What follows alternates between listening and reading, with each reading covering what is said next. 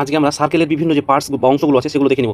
যেটাকে কেন্দ্র করে সার্কেলটা ড্র করা হয়, অর্থাৎ এই যে এই পয়েন্টটাকে বলা হয় কেন্দ্র, এইটাকে বলা হয় কেন্দ্র বা সেন্টার। এবার কেন্দ্র থেকে যে কোনো দিকে এটা সার্কেল, এই সার্কেলের কেন্দ্র থেকে যে কোনো দিকে যে পরিধি বরাবর যে ডিস্টেন্স সেটাকে বলা হয় রেডিয়াস। তাহলে আমরা এটাকে বলি রেডিয়াস, বাংলাতে বলা হয় ব্যাসার্ধ। তারপরে আছে ডায়ামিটার, এই রেডিয়াস এর ডবল, যেটা পুরো সেন্টার দিয়ে যে সমস্ত সেন্টার দিয়ে যেটা গিয়েছে সেন্টার দিয়ে, এটার নাম হচ্ছে ডায়ামিটার। এবং পরিধি বরাবর যেটা আছে সেটার নাম হচ্ছে সার্কামফারেন্স বা পরিধি। আর কর্ড কাকে বলা হয়?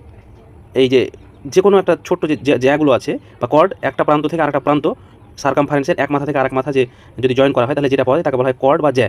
এটা যেটা ডায়ামিটার বা ব্যাস সেটাও কিন্তু একটা কর্ড, কিন্তু এই বৃহত্তম যে কর্ড, এই বৃহত্তম কর্ডটাকেই বা সেটাকে বলা হয় ডায়ামিটার। তারপর আর্ক, একটা ছোট্ট যে ডিস্টেন্স এই সার্কামফারেন্সের উপর, সেটা হচ্ছে আর্ক। ট্যানজেন্ট, এই যে সার্কেলের বাইরে থেকে একটা মাত্র পয়েন্টে যদি টাচ করে, মাত্র একটা পয়েন্টে, তাকে বলা হয় ট্যানজেন্ট। আর সেগমেন্ট কাকে বলা হয়? দুটো সেগমেন্ট থাকে, একটা হচ্ছে মেজর, একটা মাইনর, বড় এবং ছোটো, এটাকে বলা হয় সেগমেন্ট।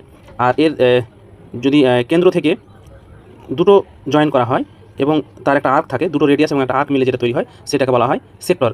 এর পরবর্তী ভিডিওতে আমরা এর বিস্তারিত নিয়ে আলোচনা করব।